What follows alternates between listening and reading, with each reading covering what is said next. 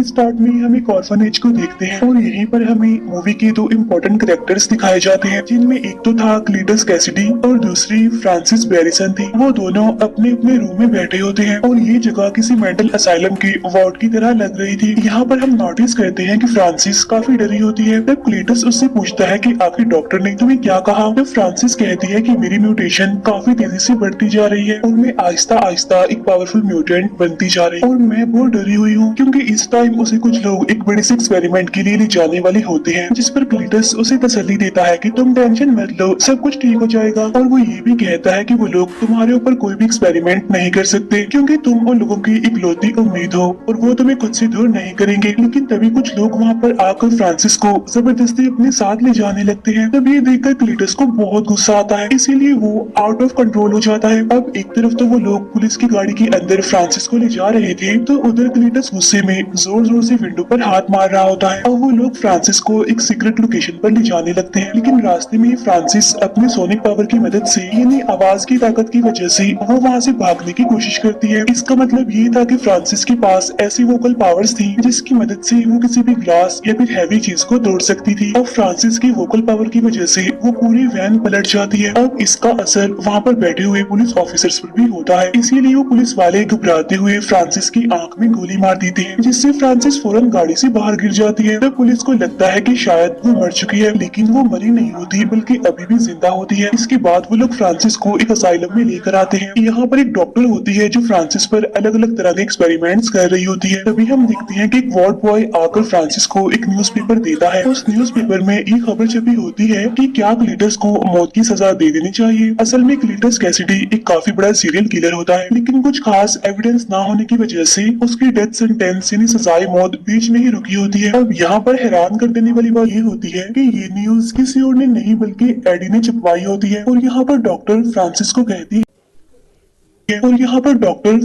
कहती है कि क्लीटस जैसे लोगों को तो मौत की सजा जरूर होनी चाहिए। नेक्स्ट सीन में हम डिटेक्टिव को देखते हैं जो कि एडी के साथ बात कर रहा होता है। यहाँ पर एडी डिटेक्टिव को कहता है कि मेरा क्लीटस से कोई भी लेना देना नहीं है, जिस पर वो डिटेक्टिव कहता है कि वो तो सिर्फ और सिर्फ तुमसे ही बात करना चाहता है। तब ये सुनकर एडी पूछता है कि मुझ में ऐसी क्या खास बात है जो वो मुझसे ही बात करना चाहता है। तब डिटेक्टिव कहता है कि जरूर कोई डेड बॉडी से रिलेटेड बातें होंगी जो वो तुमसे शेयर करना चाहता है। जाके एक बार उससे बात तो जरूर करनी चाहिए तुम्हें। अब यहाँ पर हम देखते हैं कि एडी की बॉडी से वेनम बाहर आकर उस डिटेक्टिव को खाने ही वाला होता है, लेकिन तभी एडी वेनम को रोक लेता है। इसके बाद वो दोनों यानी एडी और वेनम वॉशरूम में चले जाते हैं, जहाँ अंदर जाकर ये दोनों बातें करने लगते हैं। तभी वहाँ बैठी एक लेडी और डिटेक्टिव इनकी बातें सुन रहे थे। इन बातों में वेनम एडी को कहता है कि हमें सिटी के अंदर जाकर सिटी को प्रोटेक्ट करना चाहिए और यहाँ पर हम लोग बैठकर सिर्फ और सिर्फ बातें कर रहे हैं। अब यहाँ पर अगर देखा जाए तो वेनम एडी की इंसल्ट कर रहा होता है और साथ साथ उसे चिढ़ाता भी है, जिस पर एडी उसे कहता है कि वेनम तुम्हें मेरी रिस्पेक्ट करनी चाहिए, मैं तुम्हारा होस्ट हूँ, तो कम से कम इस बात की तो इज्जत रख लो। इसके फौरन बाद एडी यानी वेनम क्लीटस से मिलने के लिए एग्री हो जाता है। इसके बाद एडी क्लीटस से मिलने के लिए एक जेल में आता है। अब यहाँ पर उन दोनों के बीच बातें होने लगती है। यहाँ पर एडी क्लीटस से पूछता है कि आखिर तुम्हें मुझसे क्या चाहिए, तुमने मुझे यहाँ पर क्यों बुलवाया है। तब क्लीटस कहता है कि तुम्हें मेरे फैंस के लिए एक न्यूज को प्रिंट करना होगा और इसके बदले में मैं तुम्हें एक एक्सक्लूसिव इंटरव्यू दूंगा और इस इंटरव्यू में मैं तुम्हें अपने सारे सीक्रेट्स बता दूंगा कि आखिर मैंने जितने भी मर्डर्स किए हैं उनके पीछे क्या राज है और वो डेड बॉडीज कहाँ पर हैं। तब एडी उससे पूछता है कि आखिर इस पूरे काम के लिए तुमने मुझे ही क्यों चुना। तब जवाब में क्लीटस उससे कहता है बिकॉज आई लाइक यू। अब यहाँ पर क्लीटस एडी को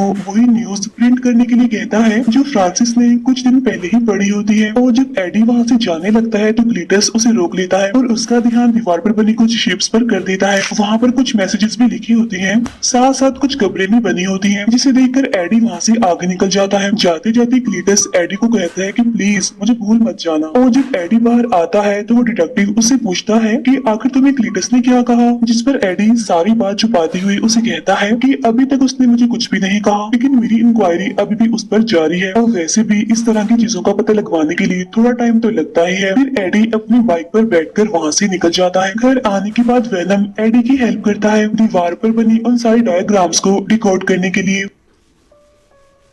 साथ साथ उसे बीच की एक लोकेशन भी बताता है जहाँ पर क्लीटस ने सारी डेड बॉडीज को छुपा कर रखा हुआ था। फिर नेक्स्ट डे बहुत सारे पुलिस ऑफिसर्स उसी लोकेशन पर पहुंच जाते हैं जहाँ पर उन्हें बहुत सारी डेड बॉडीज मिलती हैं जिन्हें क्लीटस ने ही मारा होता है। इसके बाद सारे रिपोर्टर्स आकर एडी से बात करने लगते हैं और उससे पूछते हैं क्या तुम्हारी क्लीटस से दोस्ती हो गई है जो उसने ये सारे सीक्रेट्स तुम्हें बता दिए, यानी कि उसने अपने मारे हुए लोगों की सारी डेड बॉडीज को कहाँ पर छुपा कर रखा हुआ है, क्योंकि उससे अभी तक सिर्फ और सिर्फ तुम ही मिले हो अकेले और तुम्हारे उससे मिलने के बाद ही हमें ये इन्फॉर्मेशन मिल पाई है। अब जब ये इंटरव्यू लाइव टीवी पर आ रहा होता है तो ये देखकर वो डिटेक्टिव काफी गुस्सा हो जाता है क्योंकि इस बारे में एडी ने उसे नहीं बताया था बल्कि सारी बात छुपाई। तो इतनी बड़ी न्यूज देखकर तो उसको शौक लगना ही था। अब यहाँ पर सारे एविडेंस मिलने की वजह से क्लीटस को सजाए मौत सुना दी जाती है क्योंकि ये न्यूज हर जगह पर फैल जाती है और फ्रांसिस को भी इस बारे में पता चल जाता है। और ये पता चलने के बाद तो फ्रांसिस बहुत दुखी होती है और उधर क्लीटस को भी ऐसा लगने लगा था कि शायद एडी ने उसे धोखा दिया है। तो इसी वजह से वो इस सब के लिए एडी को रिस्पॉन्सिबल कहता है क्योंकि इस न्यूज के छपने की वजह से एडी रातों रात फेमस जो हो जाता है। इसके बाद वेनम एडी को कहता है कि हम मिलकर दुश्मनों का खात्मा करेंगे और वो एडी को ये भी कहता है कि अब मैं मुर्गियां खा खाकर तंग आ चुका हूँ और अब मैं इंसानों को खाने के लिए बेचैन हूँ। तब ये सुनकर एडी उससे कहता है कि हम तो पहले ही क्लीटस के केस में उलझे हुए हैं तो इसीलिए समझदारी इसी में है कि हमें और कोई रिस्क नहीं लेना चाहिए और अगर किसी भी पर्सन की मौत हो गई या फिर कोई गायब हो गया तो FBI का सीधा शक हमारे ऊपर ही होगा, इसीलिए इस टाइम में हम किसी भी मुसीबत को दावत नहीं दे सकते। अब इसी वजह से उन दोनों के बीच बहस होने लगती है और वेनम एडी को बुरा भला कहने लगता है। तब यहाँ पर एडी उसे फिर से कह देता है कि प्लीज मेरी रिस्पेक्ट किया करो। इसके बाद एडी मिलने के लिए एक शॉपकीपर के पास जाता है। इसके बाद वो सीधा एक पोल्ट्री फार्म में जाता है जहाँ पर आते ही वेनम बहुत सारी मुर्गियां खाने लगता है। अब खाना खाने के बाद जब भी दोनों वहाँ से जाने ही वाले होते हैं कि तभी रास्ते में गैंगस्टर एक लेडी को परेशान कर रहा होता है और उससे पैसे छीन कर वहाँ से भागने की कोशिश करता है। तब एडी वेनम को इस मसले में ना पड़ने के लिए कहता है लेकिन वेनम एडी की कोई बात नहीं सुनता और वो उस गैंगस्टर को खाने की कोशिश करता है। यहाँ पर एडी वेनम से काफी रिक्वेस्ट भी करता है कि प्लीज ऐसा मत करो, इसीलिए वेनम उस गैंगस्टर को छोड़ देता है और वो दोनों आगे बढ़ जाते हैं। और तभी अचानक से एडी के पास उसके फ्रेंड एन की कॉल आती है और वो एडी को मिलने के लिए बुलवाती है, इसीलिए एडी भी उससे मिलने के लिए एग्री हो जाता है। अब जब वो दोनों मिलते हैं तो यहाँ भी अंदर ही अंदर वेनम एडी से बातें कर रहा होता है। तो ये देखकर एन को भी पता चल जाता है कि एडी अंदर ही अंदर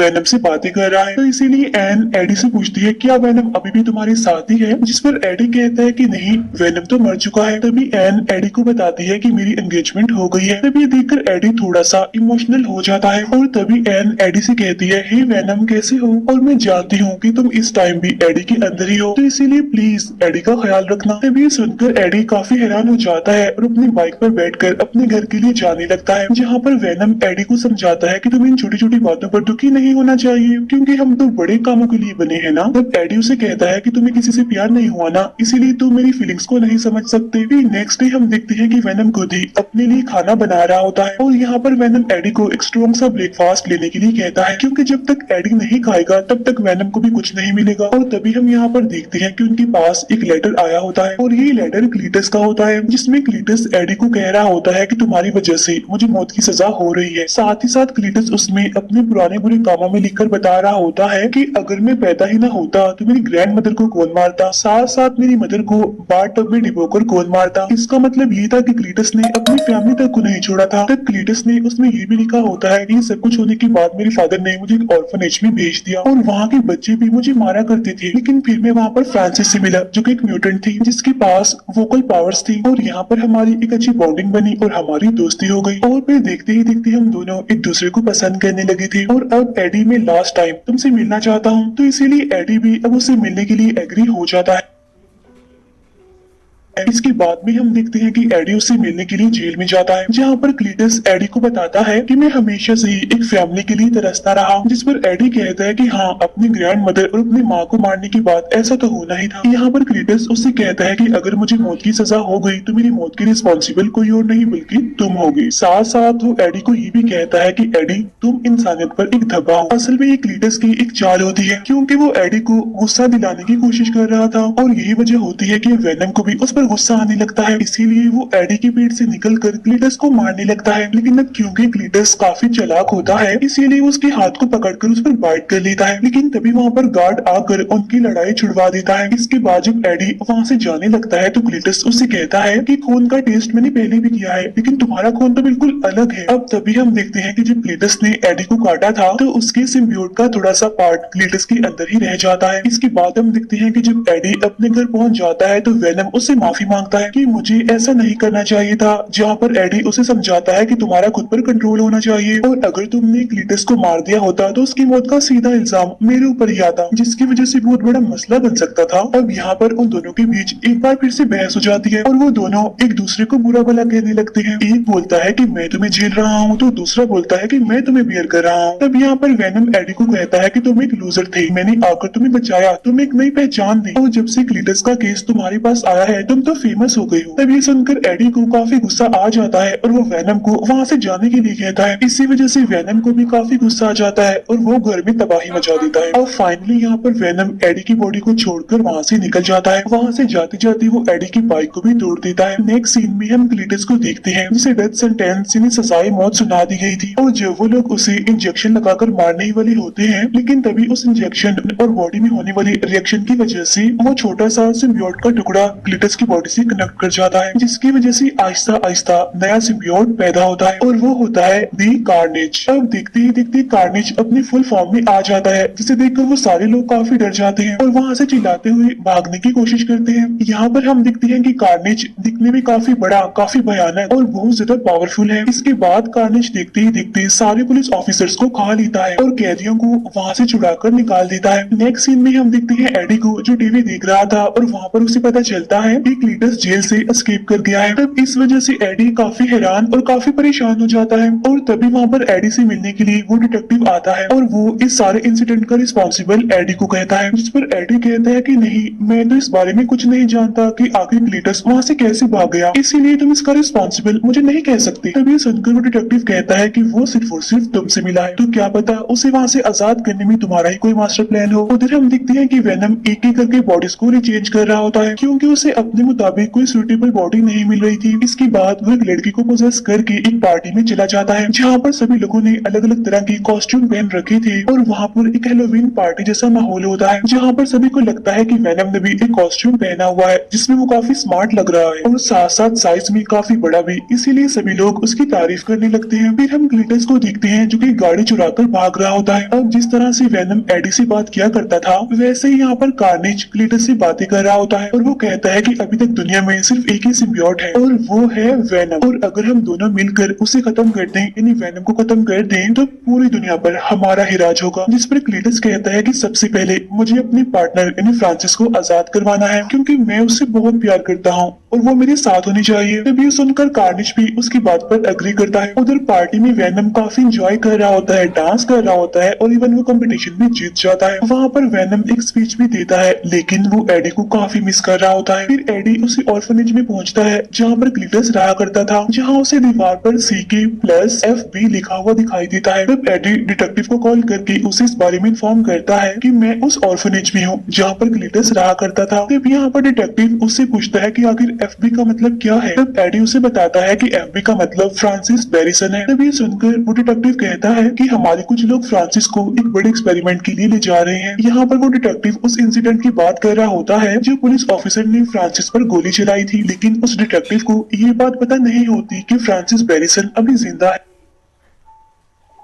उधर क्लीटस एक शॉप में जाकर उसके ओनर को मार डालता है, साथ ही वो वहाँ के कंप्यूटर को हैक करके सीक्रेट लोकेशन यानी उस असाइलम का भी पता लगवा लेता है जहाँ पर फ्रांसिस को रखा गया था। अब उस असाइलम में आने के बाद तो सबसे पहले वो वहाँ के डॉक्टर्स को मारता है और फिर वो फ्रांसिस से मिलने के लिए आता है और यहाँ पर ये दोनों एक दूसरे के आमने सामने आकर बहुत खुश होते हैं। यहाँ पर क्लीटस कार्नेज की मुलाकात फ्रांसिस से करवाता है। अब ये तीनों आपस में मिलकर काफी खुश हो रहे होते हैं। इसके बाद ये तीनों ही गाड़ी की मदद से वहाँ से भागने लगते हैं। और अब इनके पीछे पुलिस पड़ चुकी होती है, लेकिन कार्नेज के सामने कौन टिकने वाला था। कार्नेज बाहर आकर सारी पुलिस की गाड़ियों को उठा उठाकर फेंकने लगता है और सभी पुलिस ऑफिसर्स को वो जान से मार डालता है। उधर वेनम एक दूसरी बॉडी में आकर उसी शॉपकीपर के पास आता है, जहाँ पर वो उनसे कुछ खाना और चॉकलेट्स मांगता है, क्योंकि एडी को छोड़ने के बाद वो काफी दिनों से भूखा था। फिर एडी को पुलिस कस्टडी में ले लिया जाता है, क्योंकि पुलिस को लग रहा था कि कल रात जो अटैक हुआ है उसके पीछे एडी का हाथ, क्योंकि एडी के घर के पास उन्हें बहुत सारी डेड बॉडीज भी मिली थी। यहाँ वो डिटेक्टिव एडी को सारी बात सच सच बताने के लिए कहता है। तब एडी कहता है कि जब तक मैं एक फोन कॉल नहीं करता तब तक मैं तुम्हें कुछ भी नहीं बताऊंगा। तो इसके बाद एडी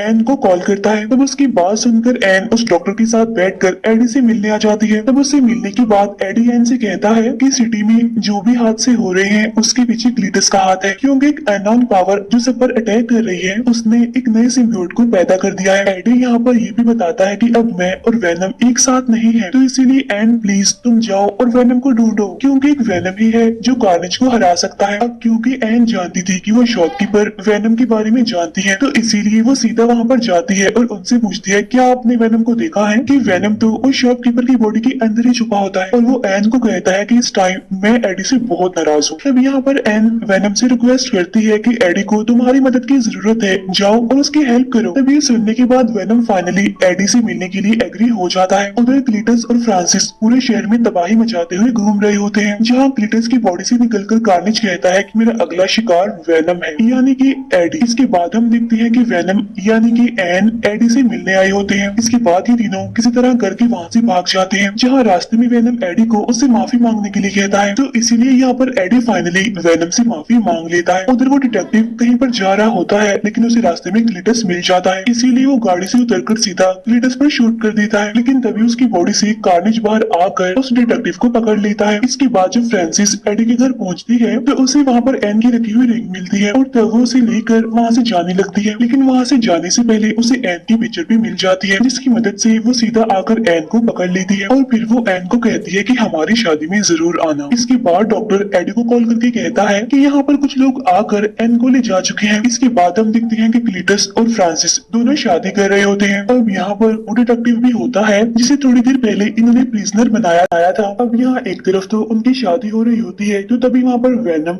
एडी भी पहुंच जाता है। अब उसे वहाँ पर देखकर जैसे ही क्लीटस की बॉडी से कार्नेज निकलकर बाहर आता है तो उसे देखकर वेनम डर जाता है और वापिस से एडी की बॉडी के अंदर घुस जाता है। तब यहाँ पर एडी वेनम से पूछता है कि आखिर प्रॉब्लम क्या है, तुम बाहर क्यों नहीं आ रही हो। तो वेनम उसे कहता है कि ये तो दी कार्नेज है, ये बहुत ज्यादा चालाक, तेज और पावरफुल होते हैं। तब एडी वेनम से कहता है कि बस तुम बाहर आ जाओ और बाहर आने के बाद तुम जैसे मर्जी खाओ, मैं तुम्हें अब नहीं रोकूंगा। तब ये सुनकर तो वेनम फुल स्पीड के साथ फौरन बाहर आ जाते हैं और अब यहाँ पर दो ग्रेट वॉरियर्स के बीच जबरदस्त फाइट छिड़ जाती है।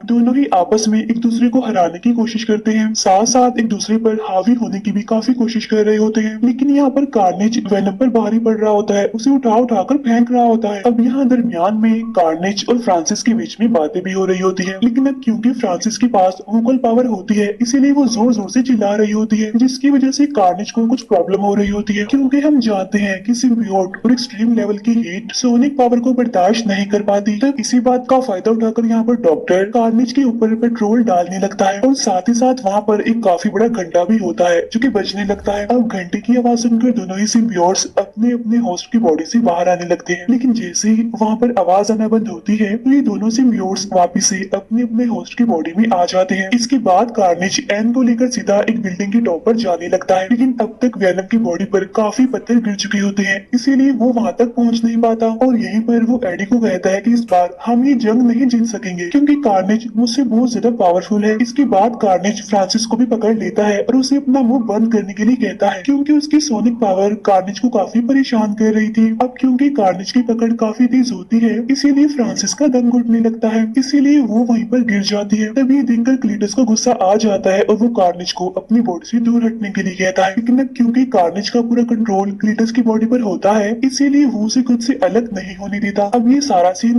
वेनम भी देख रहा होता है, इसीलिए वो एडी को कहता है कि देखो कार्नेज का कंट्रोल क्लीटस की बॉडी पर नहीं है। तब ये सुनकर एडी कहता है कि हाँ सिर्फ तुम और मैं ही एक परफेक्ट मैच है, और भला हम दोनों के अलावा कोई और परफेक्ट मैच हो सकता है? जिसे सुनकर वेनम को और ज्यादा जोश आ जाता है जीतने का, इसीलिए वो कार्नेज को चैलेंज कर देता है। इसीलिए अब ये दोनों ही काफी ऊंचाई पर पहुंच जाते हैं। अब एक तरफ तो कार्नेज के हाथ में एन होती है, तो दूसरी तरफ वेनम के हाथ में एक रोड होता है, जिससे वो सीधा कार्नेज के सर में घुसा देता है, जिसकी वजह से एन सीधा जमीन पर गिरने लगती है। लेकिन बिल्कुल ठीक टाइम पर आकर वेनम उसे बचा लेता है। लेकिन इतनी ही देर में कार्नेज भी वहां पर पहुंच जाता है और वो अपने स्पाइक्स को उसके अंदर घुसा रहा होता है। अब यहाँ दोनों सिम्बियोट्स एक दूसरे से बातें कर रहे होते हैं और कह रहे होते हैं कि हम दोनों में से किसी एक को तो मरना ही है। और यहाँ पर वेनम कार्नेज को इस मूवी का बेस्ट डायलॉग भी मारता है, Venom let there be carnage. लेकिन तब तक वहाँ पर फ्रांसिस भी जाग जाती है, तो इसीलिए वेनम उसे सोनिक साउंड निकालने के लिए कहता है। लेकिन तभी गिरते वक्त फ्रांसिस वहाँ पर जोर से चिल्लाने लगती है, तो इसीलिए सोनिक पावर की वजह से वहाँ की सारी दीवारें टूटने लगती हैं, और साथ ही इतनी जोरदार आवाज की वजह से दोनों ही सिम्बियोट अपने अपने होस्ट की बॉडी से अलग हो जाते हैं। लेकिन तभी वहाँ पर वो बड़ा सा घंटा नीचे आकर गिरने लगता है, लेकिन उसके नीचे